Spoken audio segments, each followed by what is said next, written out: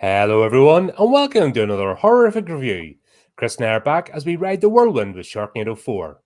Released in 2016, we find that Finn, his family, and the cosmos have been blissfully Sharknado-free for 5 years, but now sharks and tornadoes are being whipped up in unexpected ways and places. This movie was made on a budget of $3 million, most of which went in the back pockets of people, because I am done with this series. I had to rewatch it before we went on. I'm actually not, about 20 minutes or so finished watching it before we come Why is on. that? Because I zoned out yesterday. I was taking zoned out, notes yeah. yesterday, right? And my brain is shutting down in self-defense. And then I went and did something else, a video to edit afterwards. So then I went to do the notes, and my brain had just wiped it from my memory. And then I went to the Wikipedia notes, to do the show notes. Right. And there's stuff I'm like going, did that happen? Holy shit. I'm going to have to watch this again. So I went back to watch it, and I'm doubly painful. It just hurts. See, it's a brain defense mechanism. And by you going back and watching it again, you're bypassing that, and you're going to cause brain trauma now. Probably. Obviously, take over the stream when I start bleeding out my ears and nose, because nobody needs to watch these movies twice, in the space of a year. Never mind. Yeah. You just have to watch the first 5 minutes, and then you pretty much get the entire plot.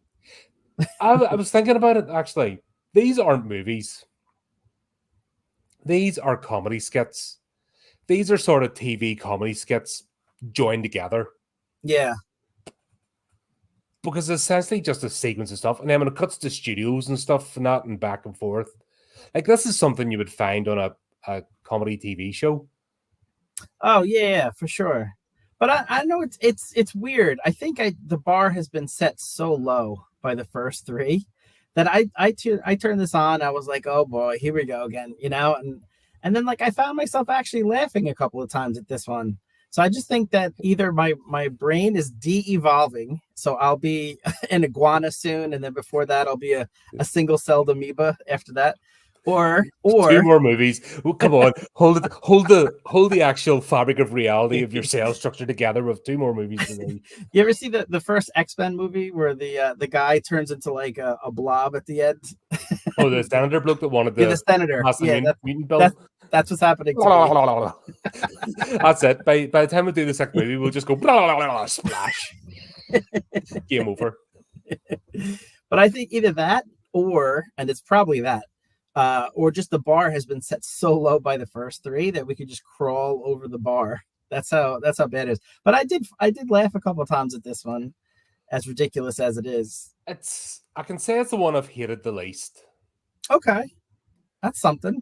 Well, you know what I mean, because we'll take that. There's stuff I'm just not picking up, and then having to go back and look at things. Yeah. I'm just going off. Do you know when you've got do you remember back at school you got that really crap piece of homework you had to do? Yeah. And it's not a doing one night, it's a doing 2 days type homework piece. Yeah. It's not a project, you don't mind a project, you're kind of in a different mindset. But that piece of homework, usually maths homework or something that is going to take you 2 nights to finish, and you just hate your life. Right. That's me with this series. That's a good metaphor. Yeah. Yeah, that is me. It's this is work. This has now become work. I like to think of it as a public service. Yeah. Maybe if we could steer one person away from watching this. Don't do it. People that love this series haven't watched it. That's the funny thing. See everyone that's jumping in going, oh, I loved the first one. Yeah, right. Oh, didn't see the sequels. Yeah. Right. Oh, what are you talking about? The first, yeah. And they always go back when you dig down. They've only watched the first one 20 years ago, and they haven't watched it again. Yeah. And they have not watched the sequels. And you're like, you don't understand. This hurts. It really kind of is one long movie. So I mean, if they've watched the first one, they watched the first 4. I mean, yeah, it pretty much is the same. And yeah, we don't even have Nova's boobs to cheer us up this time, so we had to bring a new character.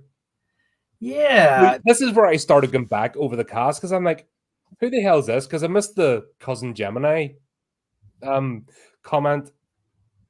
it was the cousin. Yeah, I missed it too. I missed it too at first, and then I think halfway through they might have mentioned it again. But I was like, who is this person? I'm like, this isn't Claudia. This isn't blah blah blah. Who the frig is this? And I had to go Yeah. back. Yeah. It was a strange choice too, because like to bring in like another family member like this far into the series, and it's she really didn't have any impact on the story. And I was like, okay, maybe they want her to like die in a dramatic way because they didn't want to kill any of the main characters. But then, spoiler alert, she survives. So I'm like, so what was the point of even bringing her? They needed They needed another set of cleavage. I guess that's all they made Nova in the last. Like they gave her a character arc in the first one.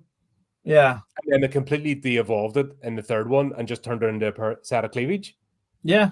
So they just went, oh, we need another set of cleavage. Let's insert this actress. I guess, or they what other purpose? They even telegraphed it. Yeah, this is Vegas, baby. Yoink. You know what I mean? And you're like, okay, right. That's it. That's all her character is. Yeah, or they needed another girl boss because April wasn't enough. Hold on, yeah, because there's a shortage of those in this movie. Yeah, she was a wasted character. It didn't make sense. You know what it screamed to me? This is the producer's girlfriend. That it has to be something like that. Because I looked at her like IMDb page, like maybe this was like another cameo that I just didn't get. She really wasn't in anything. She was the daughter on the George Lopez show. I mean, she really wasn't a known actress. So that's this entire friggin' series of unknowns trying to pretend that they're known. Yeah. Like even the cameos, you're sort of going. Yeah, exactly. Even the bit at the end, see when they actually tell such and such as themselves, such and such as I'm going, who? I know. And I was hoping as the series got closer to our time, because now this is 2016. Yeah. I was hoping that some of these cameos would become a little more recognizable, but they're just as dated as the other ones. I don't recognize any of them. But yeah, she was. That's the only thing. Maybe she was like the girlfriend of the director or the producer. Someone's doing a favor for someone. Yes, yeah, someone's there. But then again, how desperate are you? If this is how you want to get famous, like, and as we've established, nobody's watched these sequels. Like, there's no Sharknado. You know why people are trying to build this myth of, the comment trolls are like, oh, Sharknado's brilliant, blah blah blah. Right? There's no Sharknado fan base. There isn't. There's no Sharknado fan club. There's nothing. There's no Sharknado Saga channel. Right. This is manufactured. This is 100% fake, plastic, and manufactured. Yeah, and every single movie has been on the Sci-Fi Channel. It's not like a single one has made a theatrical release. It's a purely Sci-Fi Channel thing. Yeah. The Sci-Fi Channel killed my love of sci-fi back in the day. Yeah. It legit put me off sci-fi movies and fantasy movies to some degree, because remember they tried to jump into the fantasy bracket. Right. With an absolute bucket load of shit. It was just like it was just like leave that in your front lawn to look at. Oh, thanks. Yeah, this is what drove me away from science fiction and fantasy. Is a lot of it's to do with this channel. Right. It almost reminded me of like the early like 1950s, like Attack from the Giant, woman from space type of thing. Like that's what the Sci-Fi Channel became. At least there were, but the thing is, as you know, Steve and I do classic horror every other Monday, and we're at least understanding what that was about, because it's the transit. No, I mean the movie, the actual what we know today as a movie didn't happen until the 70s. Right. Do you know what I mean? It didn't. It's still right up until the 60s. It's still the stage show transported on the screen. Okay. And as we're looking at the techniques and everything that's going into it, because it's interesting to go back and see how much do we hold on to it due to nostalgia? How much of it was actually good, and were there stinkers too? And obviously we're encountering all that, but yeah, the actual history of cinema is fascinating. How it got to where it is. yeah. That's a good point. Almost like a play that's just brought to the Yeah, screen initially, that's essentially what it was. and then they started to figure out the differences between the two types of performances. Yeah, Yeah. because it evolved and techniques got Mm, better and people got inventive. But it wasn't until the 70s that it actually became this, like the movies. yeah. I will say animation, I think, was ahead of its time. Like if Oh, you that look was at a completely different, that's a completely different journey. yeah, if you look at some of the innovation and the creativity of like different panes of glass and like Mhm. filming through the different panes of glass to make it look like depth in 3D in like the early 1940s. It's unbelievable, the genius of some of these people. I watched, because believe it or not, they've still kept it, the sound stage for Disney. Like, poor Walt must be, he's rotating. He's a rotisserie in his grave right now. Poor fella. But Yeah. the guy actually invented it. I can't remember his name, but there's like a whole documentary on the Foley artistry, because that's what I was into at the start, and I love that stuff. But the things he made, like out of wood and all, to make it sound as if there's ants, and then Yeah. one side have rubber pads because if he wants the ants to go in the grass, he flipped this thing and went, and just bits and bobs and actual inventiveness Yeah. to make sounds. It's Uh, genius. Yeah. for birds flapping, just there's like a section for birds flapping, there's a section for walking, they're just, and it's all these wonderful devices. And when you get them and you try them and they're showing you trying them out, and you're like, bloody hell, that is brilliant. Yeah. But that's all gone now. Yeah. That You don't is, see that innovation and creativity anymore. It's no, just it's devolved. the technology has made things so easy that people don't have to push boundaries for the most part. If they want a sound, they could just go on the internet and just pull up a Yeah, but sound. it's Like, not even, I would say not pushing boundaries, but craftsmanship is yeah. gone. Mm. You look at the guy that did that. He's a craftsman. That's what he did. He was looking for ways to make that sound. He had a vision. You give him a challenge, and they did it. And you're talking about the 1950s, and we're laughing about that stuff in the back of his, now, like the projector at the back of the screen.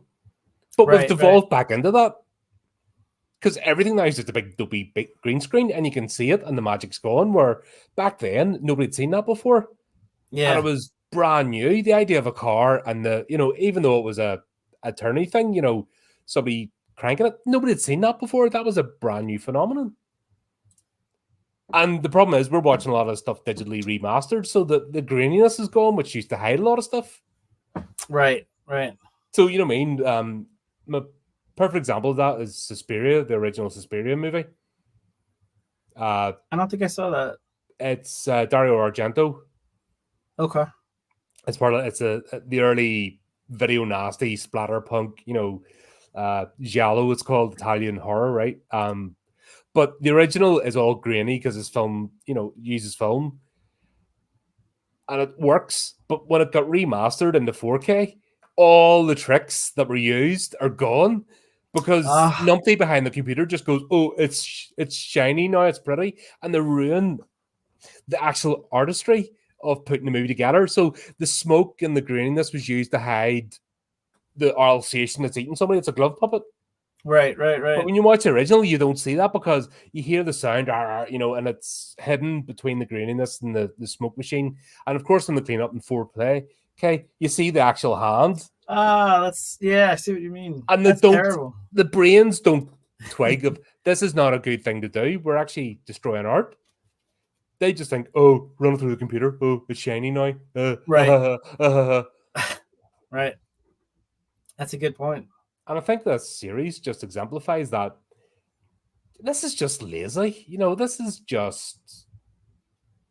It's a grift. That's the only way I can describe this. Yeah. It was a ridiculous premise that they're now trying to stretch into as many movies as they can without coming up with anything inventive or creative. And it's just, repetitive, and the ridiculousness is fun at first, but it just gets played over and over and over again. They did find a couple of comedic elements in this, which we'll get to, but overall, it's you're grasping at straws. Yeah, that's what it is. Right. Yeah.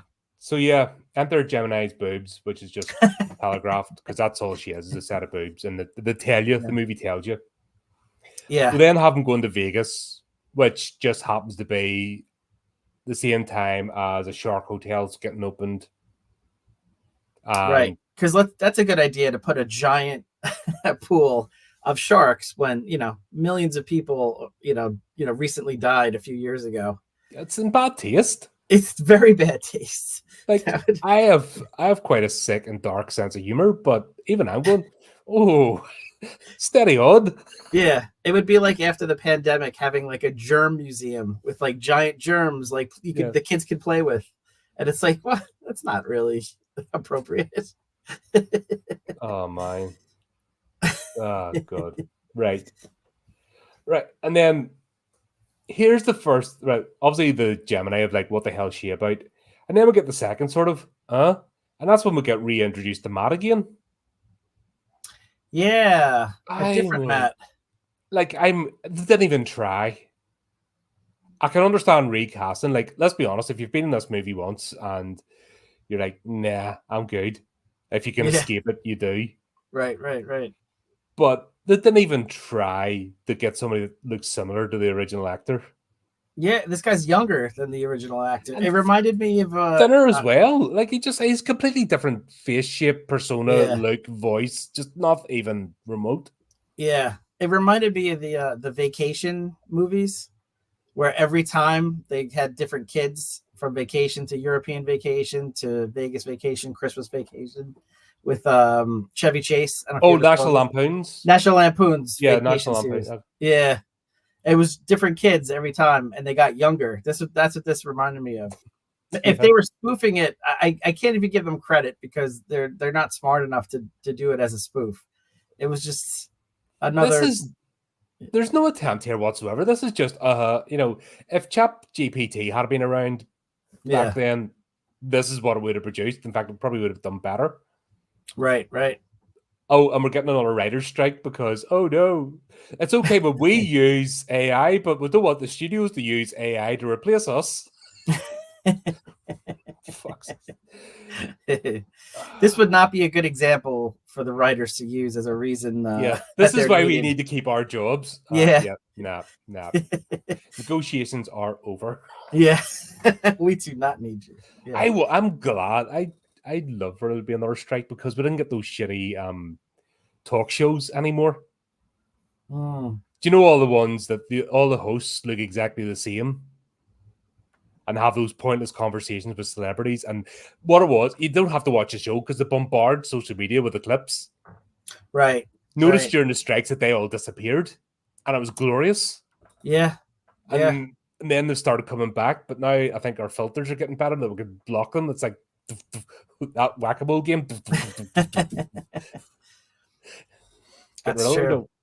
When they disappear, because each of those show hosts have like 10 writers per episode, a team of 10 writers. Yeah.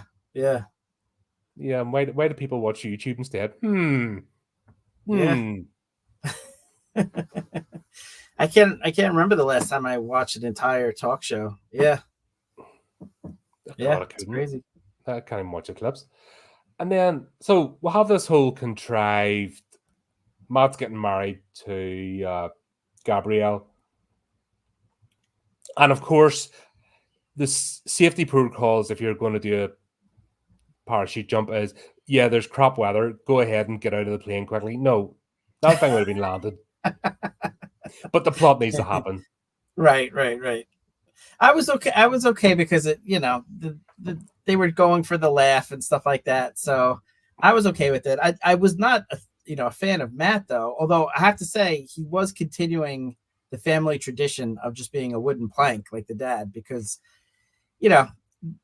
I like the guy that played Matt in the first movie. Yeah, the first one. He was one of the few bright spots of that first one. But then he obviously realized he can actually act, and he went, "Nah, how about a Yeah. dodge?" Like it'd be interesting to look him up and see what he was doing because he was probably like, "No," or he's happily with his fast food chain hat, no flipping burgers, going, "It's better. At least this is honest." Yeah. I can sleep at night. Yeah.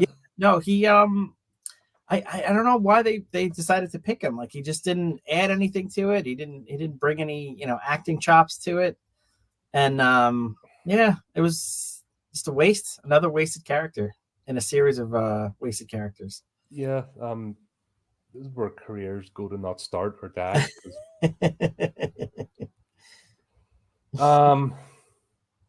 So this whole scene plays out, and in fairness, there were a couple of giggles.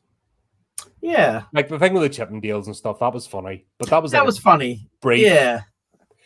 Who were the guys in the tank tops, the vest tops? Who were they meant to be?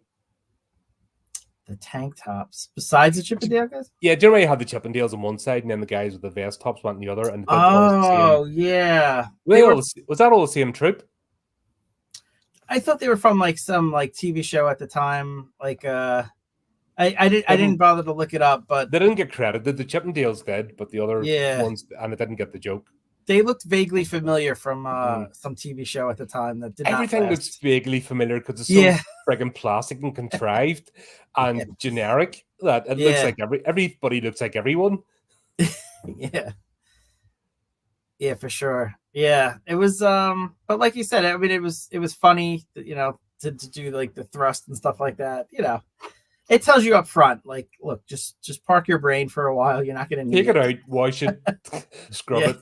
Nothing to see here, brain. Off you go. Yeah, we'll pick it up at the valet on the way out. It doesn't help if you're having to review this shit, though.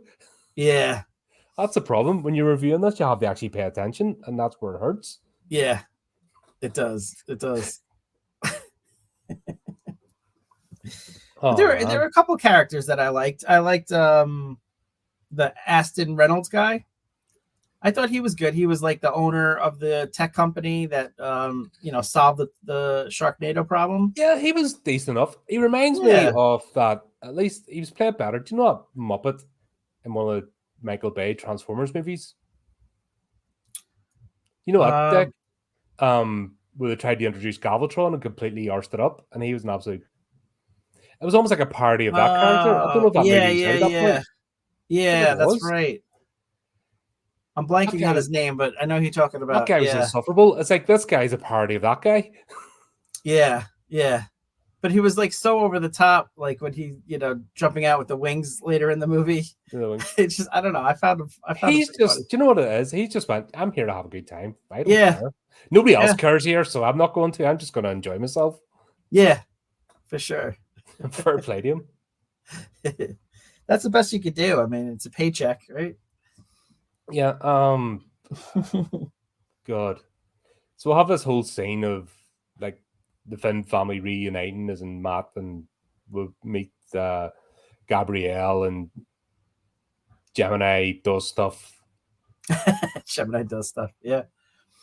Like that's just and the running in this is so awkward. Yes. These are actors running. You could tell that they've never actually ran in real life. That's so awkward. I don't know what the hell they're all trying to do. Like every running scene is awful. Yeah. I will say there is an art to running on camera, because you can't like outrun. You can't run full speed because it's we know that. Yeah, but there's a way to do it that looks realistic. And they missed the mark on that. They didn't do that. Yeah, they did not do that. They did the opposite. They did the opposite of that. They looked at the How to Run Badly video and copied it. Yeah, exactly. It just looks so awkward. So we've got this whole stuff going on, and then we'll cut we need Colonel Shepard. So we've he survived because that was the whole intro. At least they got that out of the way. That was cool. Yes, they rescued him from the moon. Yeah. So at least that was decent. But then we'll have the entrance of Claudia. And I shit myself.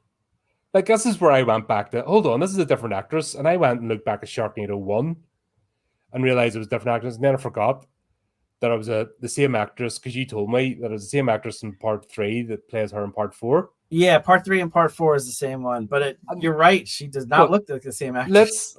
Let's have a look at her, because oh my god, this is that actor. This is the same thing as that actress that plays Starlight.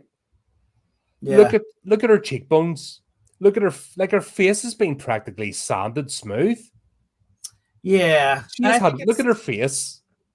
She has had work done, like extensive plastic surgery. Yeah, which is terrible for a young woman in her 20s to feel the need to get plastic surgery at such a young age. That's terrible. Not right. Like, there's nothing wrong with her, and even her being a few years old. Like, what the hell? Who the hell got into her head and told her she had to do this? Yeah. It's awful. I think she looks better before. I mean, I'm sure she doesn't care what I think, but I just think that you shouldn't have to be pressured into getting plastic surgery in your 20s. Like, even when she comes into shot, she is shiny.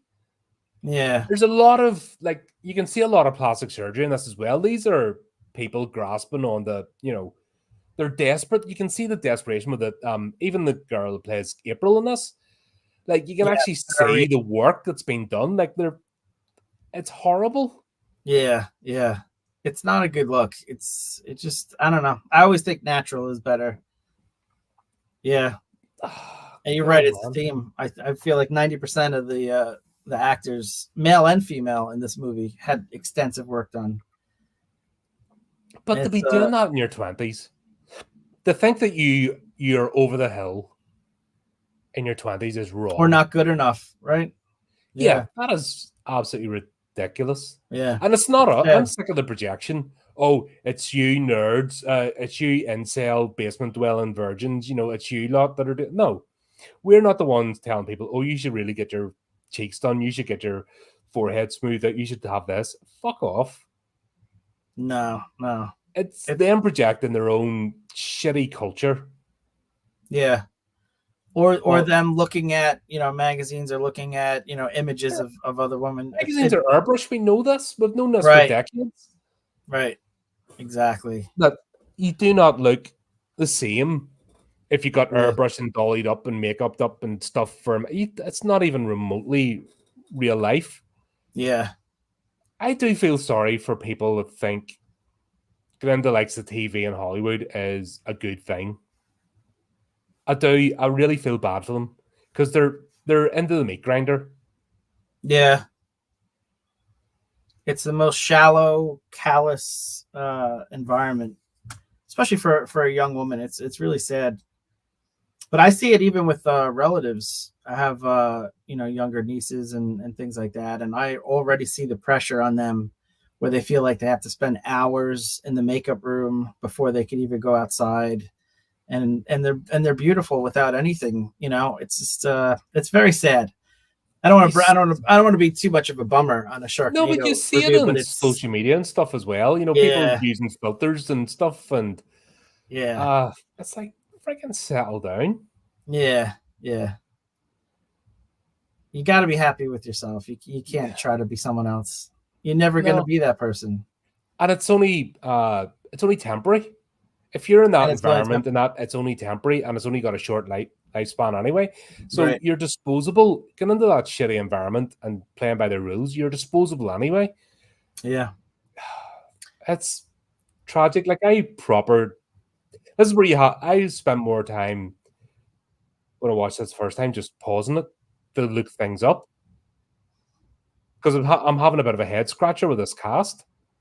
Yeah. The only one that I enjoy is Hasselhoff, and the rest they really could have just. It's almost like you're trying. That's the thing. Oh, but he's great as not trying. But that's the thing. Yeah. He's not even putting any effort in. He's just turned up, not giving two shits. Yeah, but the rest of the cast, including the main Finn Shepard and all of them, I almost feel like when you're playing poker, when you get a hand and then you'd say, how many do you want to keep? And you're like, none. And you just shove them aside and get a whole new deck. I fold. I fold. Yeah. Or fold. Yeah. Yeah. But I almost feel like that's what I would do with this cast. You could get a completely different cast. And I think just even if it was random, you weren't even selecting people on purpose, I feel like you could have a much better movie. Just randomly pick 5 different people. Well, they're doing it for the cast anyway, because the kids change freaking actors every other movie and stuff. And but yeah, I'm just like, what the hell? And little Gil, because they voted to keep April, so the whole hashtag April lives, April die thing. So it turns out they voted to keep April in. Yeah, I was looking to see if I could find like the final results. Like I couldn't find an exact percentage or number, but it was supposedly like an overwhelming, yes for her to live. But all I could think about when I looked that up, I was like, they're lucky that me and Colin weren't around back then, or weren't aware of this back then. We might have swayed the whole 5 votes. We would have been spamming the no button for 50 sock puppets against just. I suppose that was the. Colin 172 voted no. Colin 178 voted no. All these different burner accounts. Chris 863 voted no. Oh man, I wouldn't be that emotionally invested. That's true. But I will say that I thought it was because I didn't know the answer. I didn't want to look anything up. So I went into this with like a clean slate. Like, no, I do the notes afterwards. I don't do it, like I said, I watch it to get the reaction and do the notes afterwards. I don't look at stuff up first. Yeah, but like I tried to avoid like all trailers or knowledge about this one. So I didn't know if April had lived or not. I figured the fans probably were going to vote yes, because the only people that were invested enough to actually vote were people that actually liked the show for some reason. So I kind of figured that she would be yes. But I wasn't 100% sure. So when they started the movie with like April, I forget what they called it, but like April's Acres or something. April's Acres, exactly. I was like, oh, that's did she not make it like that? I thought that was kind of a fun twist that they had revealed that she had survived that way. Just to keep the audience guessing if they weren't aware of the vote process. And I found out after the fact that they actually had filmed the movie before finding out the results, and they told the actress Tara Reid that she would still get paid either way, but they filmed enough of scenes without her that if the vote was no, they could just edit her out of the movie. So she was like, do I even want to film a movie that I may not actually be in? But then she caved into the to get the paycheck. Oh yeah, I'd do that. You know what I mean? Am I going to be in it or not? Churching, fair enough. That's like turning up for work, and you don't care whether they ship the product or not. You know what I mean? It's like, oh, you want me to do a job? I'll get paid. Okay. Right. And there's always alternative scenes and stuff later, and people could vote later on and say, want her back. Yeah. Yeah, for sure. But little Gil in this is the creepiest kid. Like, he is proper creepy. That is a big 5-year-old, by the way. That is a big 5-year-old. That's a good point. Yeah. Like, that's... I tell you, a good horror movie would have been just this kid, like, growing up and murdering people. He had a year. If he just appeared in horror movies as creepy doll kid or something, God, yes. Yeah, and the way he was, like, running around saying, my mom's a shark, like, oh, this kid's going to have some issues. It's funny because he's actually played by brothers. I didn't pick up on that. Yeah, that was a good call by you. I didn't notice that. So, yeah, the switch over towards the end of the movie, but they're busy brothers the same age. I don't know if they're twins or not, but they're busy brothers, roughly the same age. Yeah. Over. I know that's popular in Hollywood with young actors because there's a limit as to how much you can film. So if you have twins, you could film a little bit. Yeah, do the R's and stuff and go by the regulations, then bung the other one in. Exactly. And then also if one is just having like an off day or something's, you have like an option. So I know that's pretty popular, but good eye on you. I missed that. In fairness though, they could have just got another kid. Didn't matter because we don't care. In fairness, the wee kid's trying. Like the wee kid, I think, is the one actually actively trying to act in this because he doesn't know any better. Yeah, they there was that part in the house where he's like screaming, and he screamed for a good 20 minutes. It felt like. So yeah. I mean, he's trying. Yeah. Like I said, he doesn't know any better. He doesn't know the world in which he's entered. So yeah, fair play to him. Yeah. So we'll have all that stuff going on. So it turns out there's different tornadoes now. So it was a normal tornado that whipped up in the desert, and then it combined with it smashed into the hotel, which released the shark, so it became a sharknado. They had picked up rocks and became a rocknado, and have us whole Bouldernado. Bouldernado, sorry. You can tell how much I care. I know. That's ridiculous. The sharks had little rocks on them. Do you know what? That would be actually, we need to see street sharks now. Not on, and they need to play guitar and stuff going around and doing, at least there would be a sense of fun. Yeah.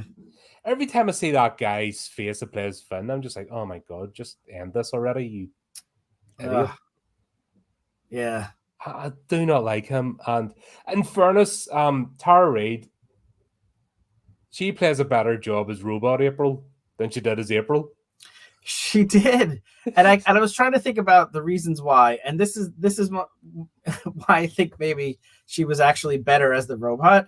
I think she is such a bad actress that as a human being, she was trying to play a human being and acted like a robot. Doesn't know how to play a human being. And as a robot, she was trying to act like a robot and played a human. So that's my thought on that. It makes sense. I could believe play that. A robot, then all of a sudden she's a great human. By the way, folks, we're not following the plot here because there isn't one. Oh, no. There's this just bounces all over the place. Yeah. It starts off in Vegas, and obviously Finn wants to get back to Kansas because of Little Gil. Even the way they say Little Gil is creepy. Yeah. Very strange. It's like, we'll have to get back before Little Gil is released and murders the entire village, sort of thing. That's what I'm thinking.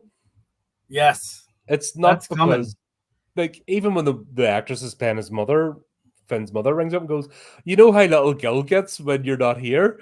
I'm thinking they're not rushing back because they're worried about the Sharknado or his safety. They're worried that he's going to escape his chains and leave the ranch and go on a rampage. Because that's the movie I want to see. Yeah, that would be more fun than this. Yeah, especially later on when they see him with the chainsaw. It's like, yeah, more of that. Like, yeah. But who doesn't like a bit of Gary Busey? Oh my gosh. This movie should have just been David Hasselhoff and Gary Busey talking to each other over a vid screen. That's all we needed. Yeah. It's amazing how they managed 3 movies without Gary Busey, because he is the perfect actor for this, because he is just as daft, as you would say, as this film. So he's like the absolute perfect. Make him the protagonist. He'll have no idea what's going on. He's actually creating the Sharknadoes. If he had been the mad scientist creating the Sharknadoes for world domination, this would have been fucking comedy gold.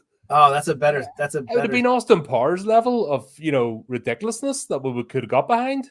Oh man, I am very disappointed that did not make it Chris's theory. That is genius. Gary Busey was behind the whole thing. That's awesome. Damn, that's a missed opportunity. This would have made this thing just go to another level, and just him and the Hoff facing off against each other. Yeah. What else do we need? Oh my gosh. And it's funny, I always try to look at like behind the scenes stuff just to bring something to the table, or so there was like a Comic-Con where they were talking, Tara Reid and the other actress were talking about the scene where Gary Busey is talking to them for a while. And they said that at one point, because he wasn't getting the lines right, and the director said, this is your daughter. You're talking to your daughter. Just go. He just told Gary Busey, just forget the script because you're not sticking to it anyway. Just talk to your daughter. And he did like a 10-minute like monologue that had absolutely nothing to do with the plot. And Tara Reid was like having to like hide, like her face because she was laughing. And the other girl was crying because he's like yelling at her. and she has no idea why, and she doesn't really know him that well. So one actress is laughing, the other one's crying, and Gary doesn't know where in the world he is. And they said they kept it mostly like as he did it in the movie. So if you watch that scene again, that's nothing to do with this. I'm not watching it. I've done this twice. No, shut up. I'm not doing it. I don't care. No. 2 movies to go, and this will be ended. Unless Catnado. No. Watch Clownado. That's at least good. Clownado? Yeah, Okay. I covered that. All right. Even the director of the movie went, "Oh, you talked about my movie. Thanks, mate." I'm like, oh, did he? I was like way early on. I was like shocked. What? People actually have some of the daft indie movies are just like they're better. But yeah, watch Clownado, folks. That was fun. Okay. But so they get on the train because they have to have a train scene. Mm-hmm. And I'm guessing there's cameo because you can just tell the way these are cut scenes that there's loads of cameos and you're meant to get them. I think. Yeah, family. What was the significance of that family that got actually before they left Vegas? Do you know that one? Which one was that? The husband, wife, and the kid that are on the ship's mast that was sticking out of the water. Because when they did the credits, they're an actual family. Yeah, Are they competition winners? I apologize. I wrote down all the names of the cameos, but I didn't write down like who they're supposed to be. I mean, some I recognize like Gilbert Gottfried and Steve Guttenberg. Kim Johnson, was from Dancing with the Stars, but I mean, that one I missed. Yeah. So that was an actual legit family. Yeah.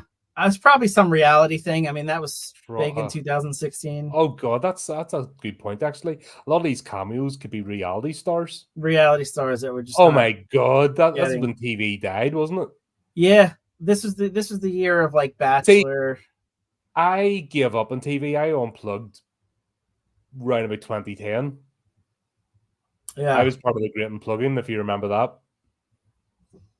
Because I just anymore. It hurt me. It just so much shit. Yeah. You missed out on 48 seasons of Survivor if you want to catch up. I'm good. I'll manage. Do you know what? I will. I'll get through that without having that in my life. Good.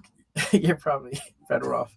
I will say though, there was one cameo in particular that I was very interested in, and that was Steve Guttenberg. And Steve Guttenberg, fun fact, he actually was originally the first choice of the director to be the protagonist. Steve Guttenberg from the Police Academy and Cocoon and many other things. Mm-hmm. So the movies would be so much better with him in it. But he had turned down the role, and that's when they gave it to this other guy. But his appearance in the movie was very interesting because he has like the remote control car, and then he runs out and he's got like blood splattered all over him and sweat and stuff like that. And he says something interesting, and so interesting that it made me think about a possible. Did you start thinking again? I did, just for this brief moment, and then I went back to being brain dead. Thinking leads to thoughts. Thoughts lead to theories. Theories lead to craziness. Let's do it. Let's do it. It's a theory. It's a Chris. It's a theory. Chrissy Chris. Chrissy Chris. Chris's crazy theory. Right, before we start, you do know who Christine is? Christine? Or else this thing will have to stop immediately if you don't know who Christine is. I don't know who Christine is. Get out. Oh. Leave now. I was so excited to do my theory. This is going to be interesting if you're going to reference that and not get the context behind it. Oh, was that the car? Yes. Oh, I did not get that reference. Check out our review on Shay Rant's channel, by the way, as we reviewed Christine the movie. Okay, gotcha. That's worth a go. Gotcha. And I actually managed to behave myself for most of it. I am still a horror newbie, but I will check that out. Oh, right, okay, we will. Let's. So, so that explains the first part with the car, which I did not get. But I was looking at him, and I have a still shot from the movie that we could share with the audience. Yeah, so this is the part. So he comes running, and he's covered in blood and sweat. And Finn asks, is he okay? And he says, well, we got a little spider infestation at Fort Lauderdale. And I'm thinking, like, this is a movie about giant sharks, and coming from the sky. Like, it's nothing to do with spiders. What could possibly be going on here?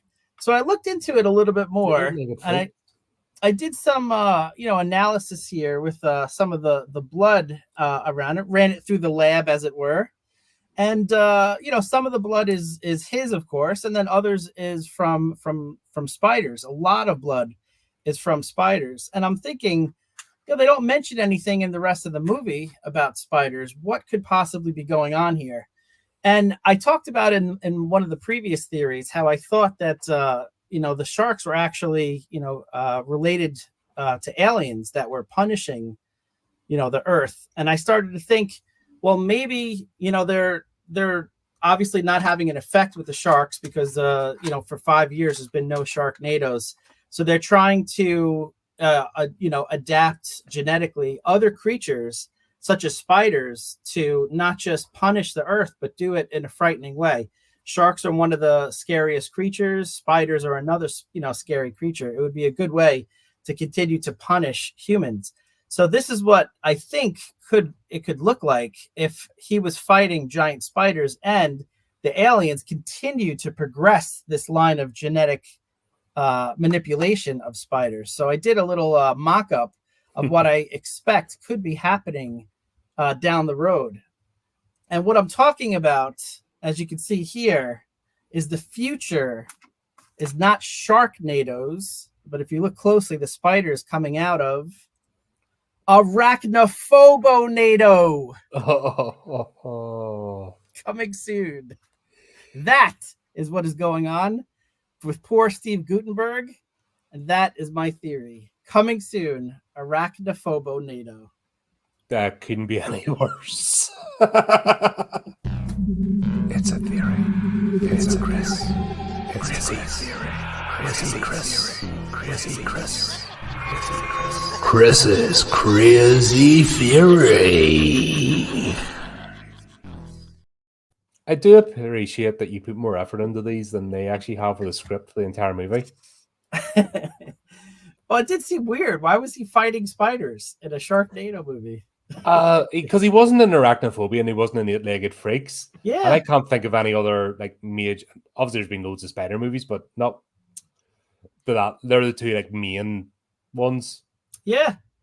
And clearly he had blood and sweat all over him, so it was a big fight. So that's the only thing I was thinking. Maybe they were trying to plan for a potential spin-off or something, and this was spin-off webs. Oh no! When did Steven show up? When did Steven show up? Oh no, he's both got them. He's in there now.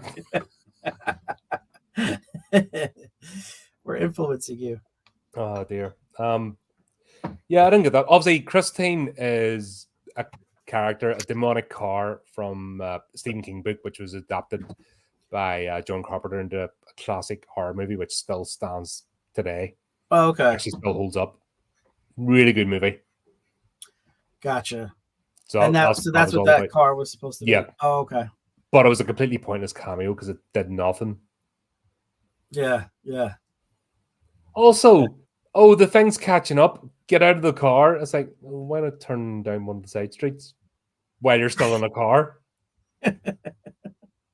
Well, that would make the writer have to think, and that we don't want to make those writers think. There's a freaking sloppiness to all of this. Even using the cameos is just they've actually managed to kill the cameo with this series.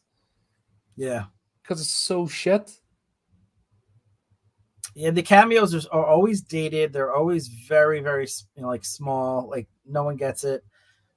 Once in a while they'll have a decent one, Like Gilbert Gottfried was a funny one to me. It's a comedian that I always found funny. Taking small doses. Obviously the Corey Taylor one I got. Okay, there you go. He's a lead singer out of Slipknot.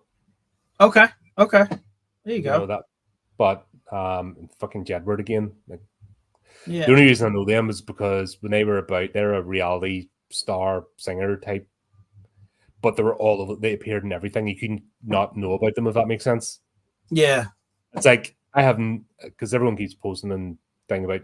I have never watched one episode of The Kardashians, but I can't not know who the Kardashians are. Right. Just boom, boom, boom, boom, boom. You're belt fed it, and unless you live in a cave, you can't get away from it. Push that hard. Right. They're right, sort of whatever. Level at the time. I've never seen an episode either, but at least that's managed to enter the zeitgeist, the Kardashians. If that was the level of cameos, even if you're not a fan or haven't watched a show, you would get it. Yeah, but that's not these aren't that. Yeah, exactly. These are Jared from Subway. That's their type of cameo. Oh, this show's sponsored by Xfinity, by the way. Obviously, they lost the Subway deal. Yeah. Xfinity put in a better offer. Oh my god, talk about slapping you in the face. Yes. Like, obviously, you know where the term soap opera comes from? No. So originally, when there were radio shows and there were interspersed soap ads, and it was a soap company, like Daz and stuff, like sponsored them. Mm-hmm. So it was a unique phenomena on radio plays, and then they became known as soap operas because it was basically sponsored by the soap company. Right. The job they knew because it was for housewives, in the 50s, living at home sort of thing. Oh, get this brand as they tuned in. Yeah. It's that level of telegraphing with the sponsorship. Like, it's not even clever. It's just punching you in the face. Yeah. Yeah. Like, you're just like, okay, I get it. Like, they even made references in the script about 3 times, I think, to the company. It was everywhere. Even in the background, I kept seeing it. Like, everywhere you look. Yeah. You don't see it like a lot of product placement for a movie, but obviously they're the exception. Yeah. Bad. Like, talk about wanting to put, like, that would put you off going to the company. You helped make this. Yeah, I was gonna say, yeah. That's not the affiliation you want. Yeah. I have a funny feeling with these that a certain group of people are having fun, and it's not the audience. No. Like a certain group of people in their own fart bubble are smelling each other's farts, thinking this is great, and nobody outside of that is having a good time. Yeah. To be fair, I haven't watched it, baked, as some people, say. Maybe that's what I'm missing out on. Maybe this, goes well with that level of medication. I don't know. But it is tough to put your brain on hold and enjoy these things. It's not even funny. It's not even giggles, Like, I'll bring you. You thought you were being punked when we asked you to take part in the Toxic Avenger. I did. Review, right? I did. But you guys are messing with me. Can you see that even that is a certain type of humor and there's an effort put in? Yes. There is an effort put in to make the people that get it have a good time. If you don't get it, you won't get it. It's one of that. Right. And that's perfectly fine too. And there's isn't even that. There's also a thought behind it, a social commentary behind it. And it's got a style, but there's definitely, like you said, there is some craftsmanship put into that. Whereas this is very disjointed. Like, it's someone comes up with an idea, let's have Boulder NATO, and then they just run with it. And then someone has an idea, like nuclear NATO, and then they it's just like a 8-year-old is running free with. And if it was fleshed out as its own idea, it could have been a movie in itself. But it's bashing the rocks together. Yeah. Let's throw it all into one movie. It's like they all get on the Colombian marching powder in a room and they're like, we could do this, we could do that. Yeah. And nobody says no, they just throw it all in there.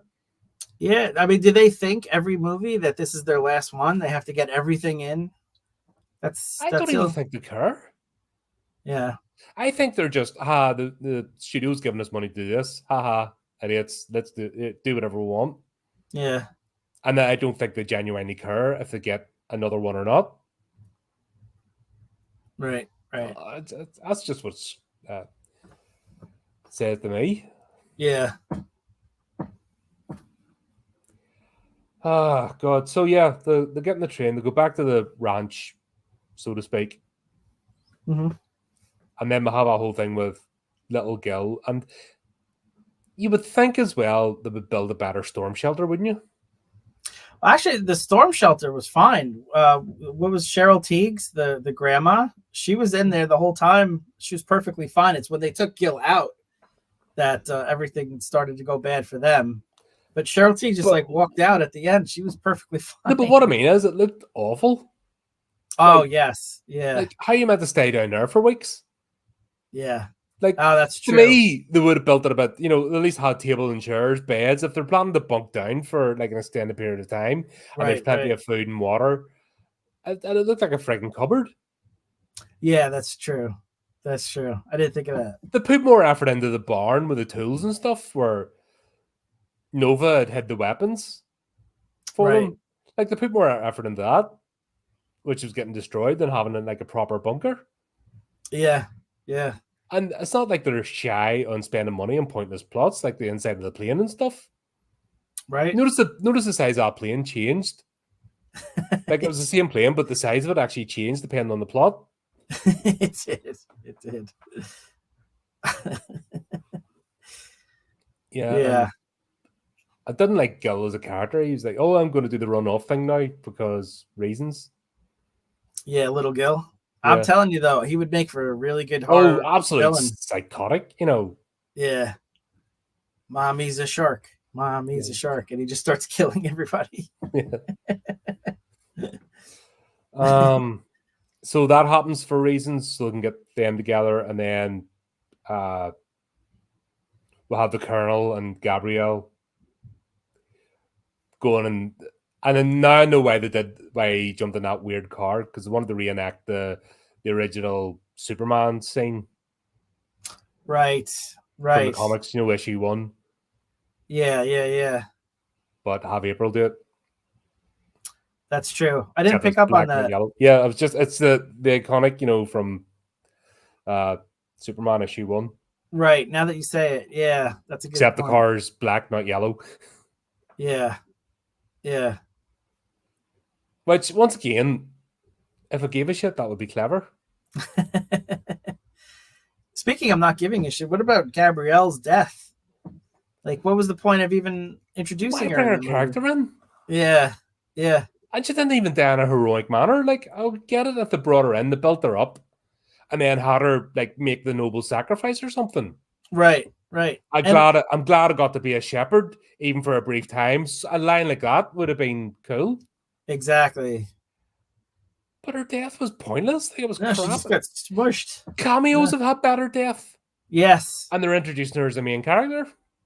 Yeah. The train conductor had a better death, and he just stuck his head out the window. Yeah. Or the girl in the train that was doing the kicking thing before the shark landed on her. She had a better character arc. Yeah. And she was in it for like 10 seconds. And Matt doesn't even seem to care after. He doesn't mention her the rest of the movie. Right? Like, that's his... He just got married to her. He doesn't even... I think he forgot. The rest of the movie that she was there. That's how bad his acting was. Yeah, not even a poignant moment. No. Like, even Dum Dum, who plays Finn, was slightly convincing when he sees April again. The wee girl that play Ran, who plays Claudia, was more convincing. Yeah. Of the shock and horror of finding out her mother's alive. She actually made an effort for a minute. Yeah, Finn actually looked disappointed for a second. He was like, "Oh, did you see that?" She was crying and stuff. I don't know. Like, she made an effort. She made an effort. Yeah. He didn't even like react. He was like confused and like not excited or happy or anything like that. But he can't do emotions anyway, because he just It was almost like he was he's like, "Yes, I have to stop banging Nova." that's the only thing I can think of. Yeah. She got a lucky escape thing. She went, nah. They talked to her to come back for the third one. She went, nah. Yeah. Oh, I'm Yeah. not doing this again. But yeah, like I said, the actress is playing Claudia. Just she's actually showing a range of emotions. She even gets the Botox to move. Like that's how much of an effort she's putting in. Tough That's to some do. doing. Yeah. Fuck it, all of it's in there. Yeah. That deserves a girl. SAG award or something. Yeah. But then we've got David Hasselhoff, and he's got his daughters in the movie, and he's just doing his own thing, Yeah. just having fun. Going, yeah, I use the yours. That we're having fun here. Right. Can't remember one of his daughters. I don't know which one. I think it might have been the one that was playing the pilot. Do you remember back in the day when he was like he was on the wagon? He was like collapsing. She actually posted like one of the earliest social media posts was him passed out in the bathroom. Oh no, I didn't remember that. Yeah, she was basically, look, my dad needs help, please. And she sent the video and the photo of him passed out drunk of please, and that is what actually got him into rehab. Oh wow. No, I didn't know that. Yeah, I think it was the one playing the pilot, because you can actually see that she loves her dad. Yeah. That's cool. Yeah, I didn't know she did that. That's cool. But yeah, he's just got his daughters in because here, do you want to do something just for a bit of family bonding? And the whole thing with the Baywatch, the two out of Baywatch, yeah, they did that scene. Yeah, those jokes landed when they do stuff like that. They're the only jokes it did. But like I've said, it's just fucking. They're just doing their own thing. We'll have a joke of back in the day. Yeah, my parents want me to get a PhD instead of running around the PhD or running around the bathing suit. Yours too. Such a shame. You know that was like the funniest joke of the whole thing.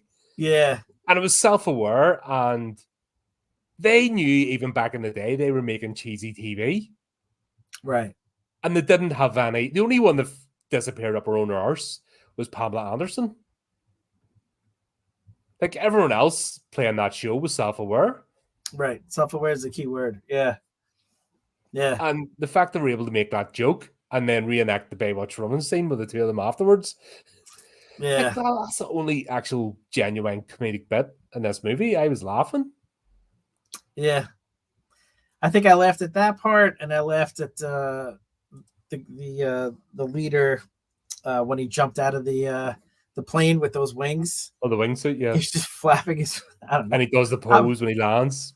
Yeah, I'm 5 years old, so that made me laugh too. But that's pretty much it. And it's not good when you could point out the two funny parts in a comedy. It's not good. What else we got in this? Because we've now got nuclear NATO, so we need to zap water and cool it down, and zappity zap, and stuff happens. And yeah, this is there's kids that need to go back to science school after watching this. They're like, really? That's how stuff works? No, that's not how stuff works. No. Yeah, like I said, each of the different NATOs could have been their own movie, could have been a focus. And actually, the idea of Gary Busey being the evil scientist creating these things, yes, and controlling them would have been so much fun. But they didn't do any of that. Just him and Hasselhoff, like you said, the whole movie. That's it. Yeah. Sack the rest of the cast and just have those two. Like it could be Professor X and Magneto. Like yes. Just a Patrick Stewart and Ian McKellen riffing off each other type movie with those two. Oh my god, that would be great. And the movie starts with them playing checkers because neither one could play chess. Yeah. And then that would be great.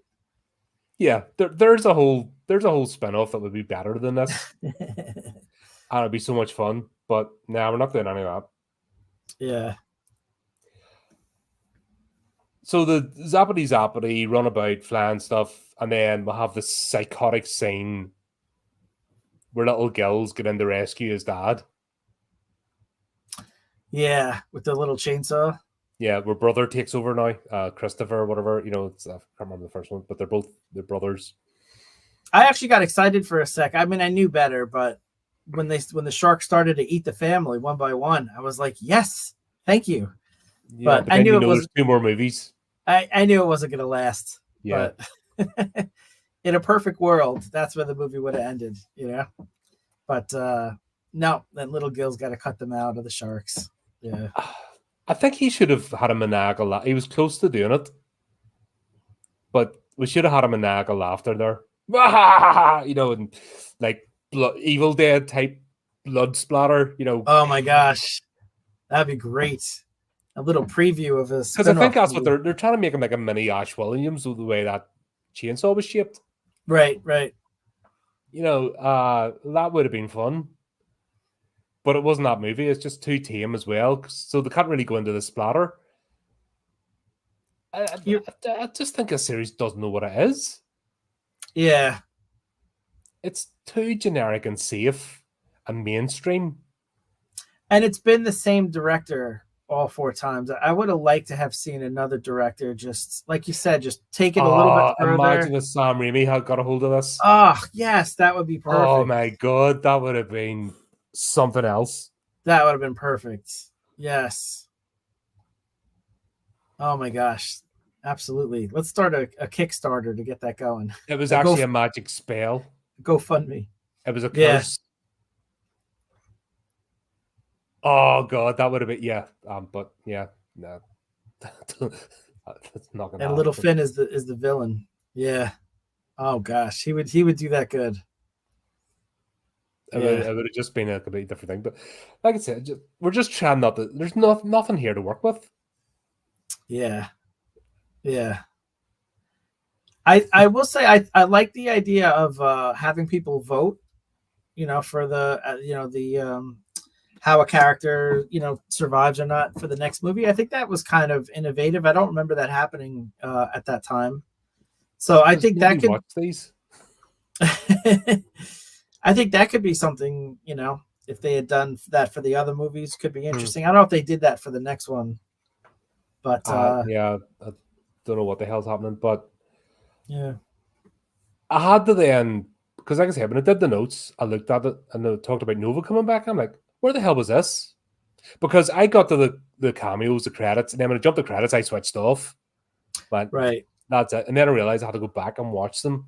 So we get a mid-credit scene where Doofus survives. The Eiffel Tower. No, but there's a mid-credit scene where he survives. The wingsuit bloke, I can't remember his name, but right. He survives. Right. Yeah. Then we get the car landing, and we don't see Nova, but he goes, Nova? Yeah. Yeah. They couldn't even pay the actress to show her face. I don't think she wanted to. I know. I don't think after part 3 she wanted to come back. Yeah. That's honestly, it's true. A piece of. I don't know if she's in part 5 or not, but I don't know. I try not to look ahead. Yeah. But that was it. It was just here she is sort of thing, but they didn't show her, so she definitely wasn't involved in this movie. I'm just surprised as well that anybody in this franchise is getting other work. That's the surprising part. So if you had another project, I'm like, somebody hired you after this? If you look at all of their IMDb pages, they end with Sharknado 4. It's like they have credits and then nope, that's where it stopped. It's like, and quite rightly so. But yeah, I am proper struggling. Like I just know, like 3-4 minutes in, I'm playing on my phone and all sorts because I'm just like, I just don't care. This is horrible. Yeah. But like I said, making you do these. It's all right. I feel like the bar's been set so low that anytime anything funny happens, it's almost like a hidden surprise. It's like its own Easter egg. Just comedy is its own Easter egg in these movies. So accidental comedy, yeah. So I think if you go into it with that mindset, like, all right, it's going to be a struggle. It's probably not going to be much to be there. Then when something good happens or something funny happens, it's like, it's a nice surprise. So I'm trying to take that mentality, and I did enjoy the movie on that level. And but we're more than halfway there. So I mean, we're doing good. 2 movies to go, and that's it. But thankfully, we are back to Final Destination. Have you noticed a difference in the reviews, actually? Like, we can actually talk about plot and theories and where things might be going and how to do it. Like, when we go to Final Destination, we can at least talk about the bloody movie. Yeah. This is As opposed to Nova's boobs was an entire segment on this one. Yeah. It's the only thing that she brought to the table, let's be honest. And It's true. And they did it too. You know what I mean? They know it. Yeah. Hence the scenes. Yeah. But even that's safe. You know, it's just done in such a safe, bland manner. It doesn't even work. Right. No, you hit on it. Sam Raimi would have a field day with this. Yeah, it's right up his alley. Yeah. But there you go. There's another one. We're watching these so you don't have to. That's the tagline. Yeah. And Chris, mate, thanks as always for enduring these with me, because always fun, pal. This is hard work. And thanks everyone for tuned in. And just even say, until next time, keep up the other channel, do the type of tricky things, and remember to keep it creepy, keep it horrific.